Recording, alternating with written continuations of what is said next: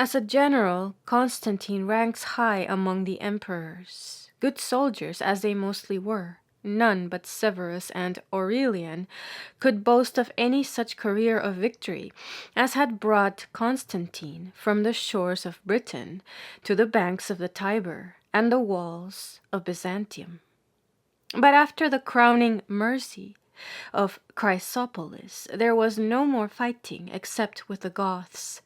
The last 14 years of Constantine, 323 to 337, were years of peace, and the first question which then confronted him was the question of religion.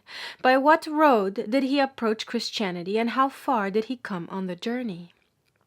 Two fables may be dismissed at once. The heathen fable told by Zosimus in the 5th century that the Christians were complacent with the philosophers, that the Christians were complacent when the philosophers refused to absolve him for the murder of his son Crispus, and the papal fable of the 8th century that he was healed of leprosy by Pope Sylvester, and thereupon gave him dominion over the palace, the city of Rome, and the entire West.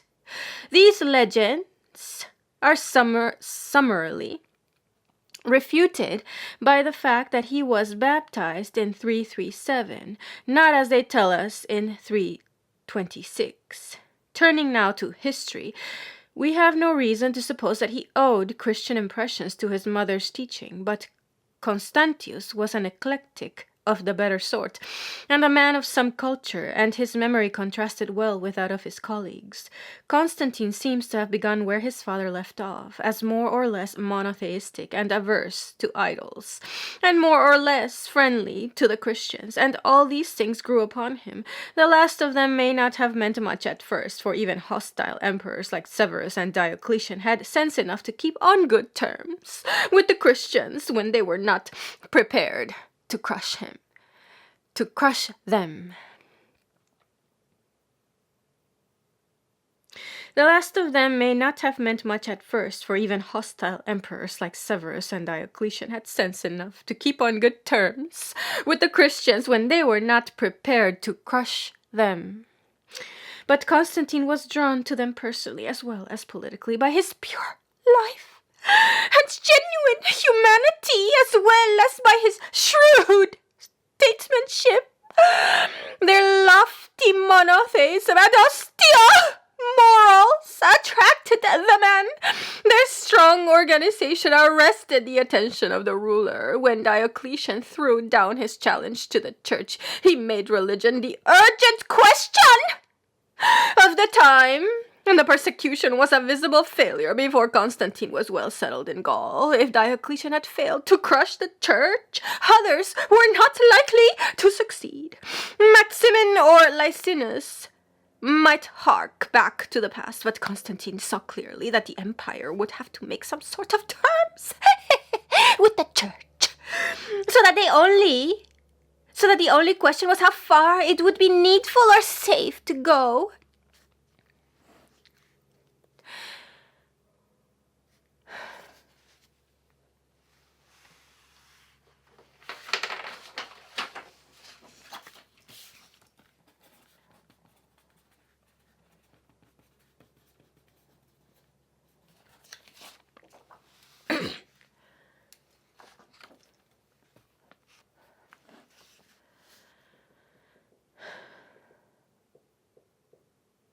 For the moment, a little friendliness to the Gaulish bishops was enough to secure the goodwill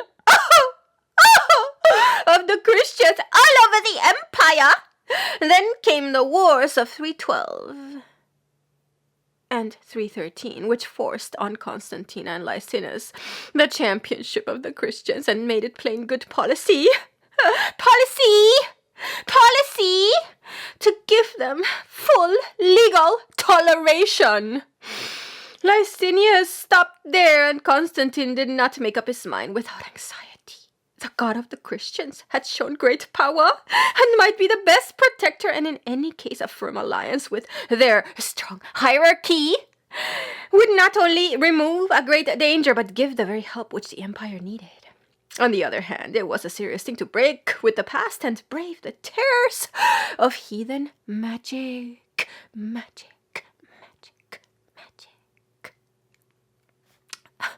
Moreover, the Christians were a minority even in the East, and he could not openly go over to them without risk of a pagan reaction, so he moved cautiously. Christianity differed, forsooth, very little from the better sort of heathenism. They could both be brought under the broad shield of monotheism if the heathens would give up their idols and immoral worships, and the Christians would not insist too rudely on that awkward doctrine of the deity of Christ. On these terms, the lion of Christianity might lie down with the lamb of eclecticism, and the guileless emperor would be the little child to lead them both. The problem of church and state was new, for the old religion of Rome was never more than a department of the state.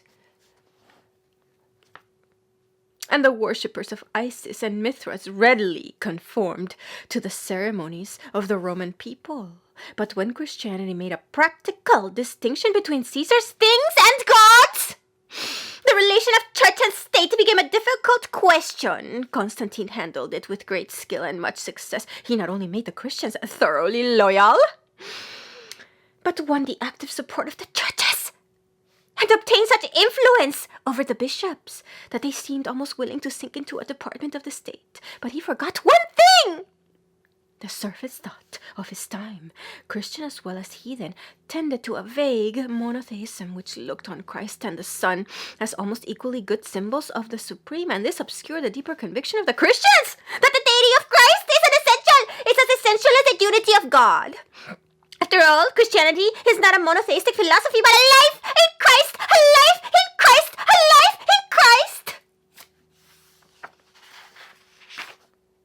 When this conviction asserted itself with overwhelming power at the Council of Nicaea,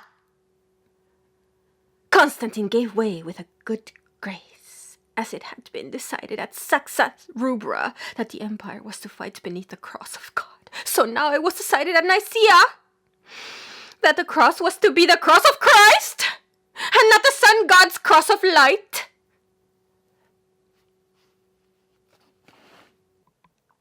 We may doubt whether Constantine took in the full meaning of the decision, but at any rate, it meant that the Christians refused to be included with others in a monotheistic state religion.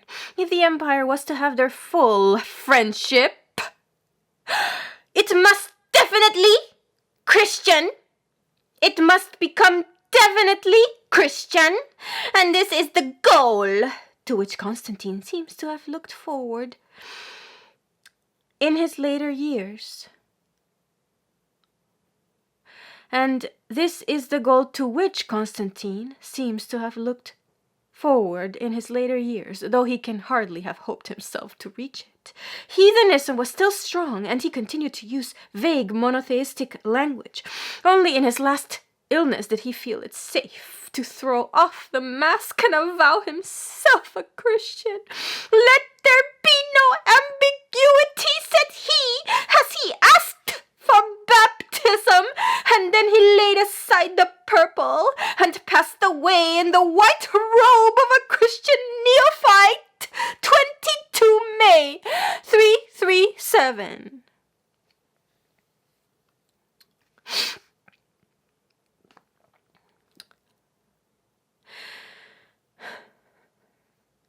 This would seem to be the general outline of Constantine's religious life and policy. We can now return to the morrow of Chrysopolis and take it more in detail. Now that he was master of the empire, he made his alliance with the Christians as close as he could without abandoning the official neutrality of his monotheism. His attitude is well shown by his coins. Mars and Genius PR disappear after Saxa Rubra, or at latest by 317, Sol Invictus by 315, or at any rate 323. Coins of Jupiter Og seem to have been struck only for Licinius later on. The heathen inscriptions are replaced by phrases as neutral as the cross itself, like Beata Tranquilitas, or Providencia, Aug, or Instinctu Divinatis, on his triumphant arch at Rome.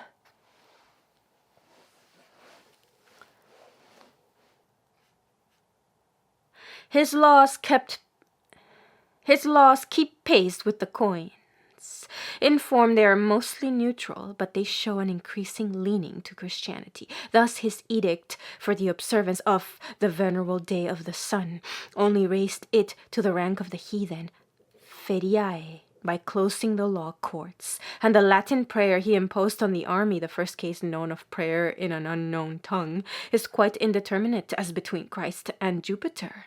So too, when before 316 he sanctioned manumissions in churches, he was only taking a hint from the manumissions in certain temples. Yet again, when in 313 and by later law he exempted the clergy of the Catholic Church, not those of the sects, from the decurionati and other burdens, he gave them only the privileges already enjoyed by some of the heathen priests and teachers.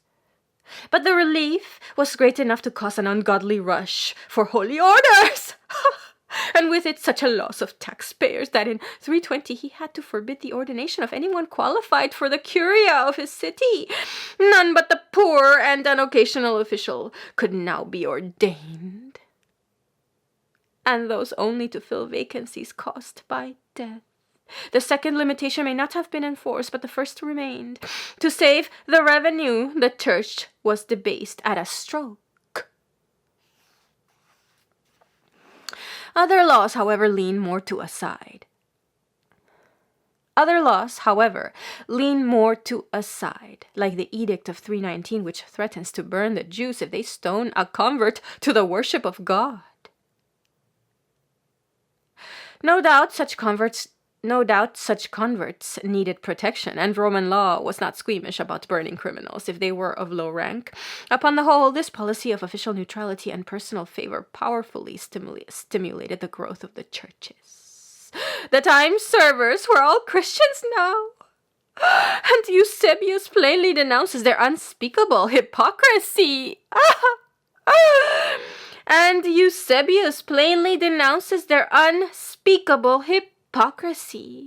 At least in later years, Constantine himself had to rebuke bishops for flattery. The defeat of Licinius enabled him to come forward more openly as the patron of the churches. His letter to the provincials of the empire, Eusebius naturally gives the copy, which went to Palestine, begins with high praise of the confessors and strong denunciation of the persecutors, whose wickedness is shown by their miserable ends.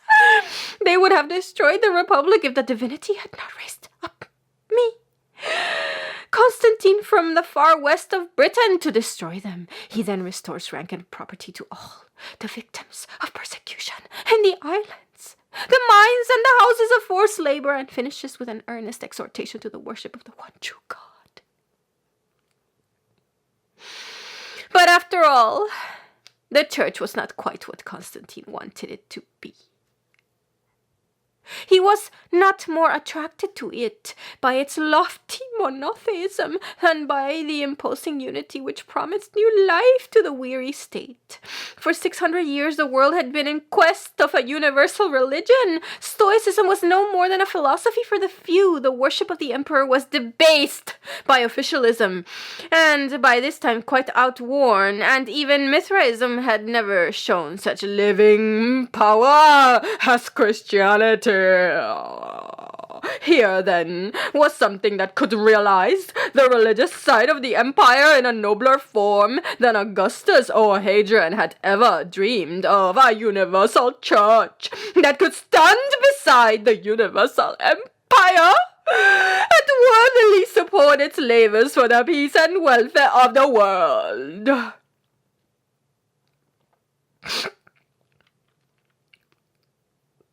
But for this purpose, unity was essential.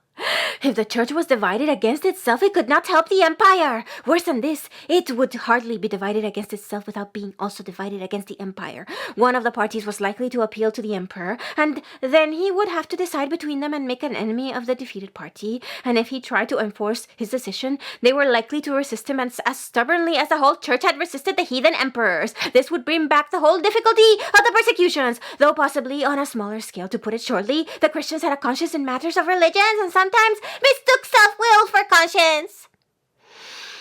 Constantine had experience of Christian self-will in Africa soon after the defeat of Maxentius. When Diocletian commanded the Christians to give up their sacred books, all parties agreed in refusing to obey.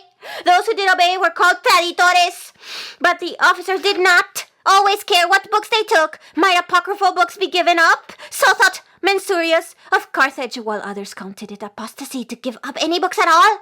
The controversy became acute at the death of Mensurius in 311 when Felix of Aptunga consecrated his successor Cecilian. But that right was claimed by Secundus of Tigisis, the senior bishop of Numidia, who consecrated a rival bishop of Carthage. It was some time before the Donatists, as they soon came to be called, got their position clear.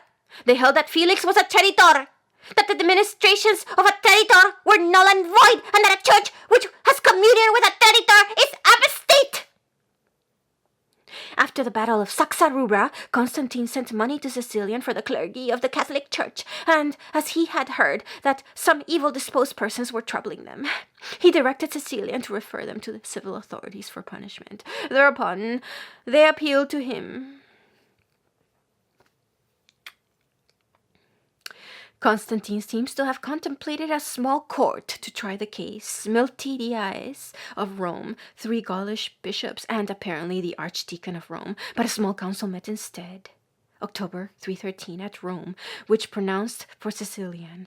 The Donatists were furious and appealed again. This time Constantine summoned as many bishops as he could, directing each bishop to bring so many clergy and servants with him and giving him power to use the state post, cursus publicus, for the journey. So a large council of the Western churches met at Arles in August 314, possibly 315. Even Britain sent bishops from London, York, and some other place. It destroyed the Donatist contention by deciding that Felix was not a traditor. It also settled some more outstanding controversies in favor of the Roman date of Easter and the Roman custom of not repeating heretical baptism if it had been given in the name of the Trinity. The decisions were sent to Sylvester of Rome for sticulation, not for confirmation. We can recognize in Arles the pattern of the Nicene Council. Still, the Donatists were not satisfied. They asked the emperor to decide the matter himself, and he unwillingly consented. He heard them at Milan, November 316 at 1, and once more decided against them. Then they turned round and said, "What business has the emperor to meddle with the church?"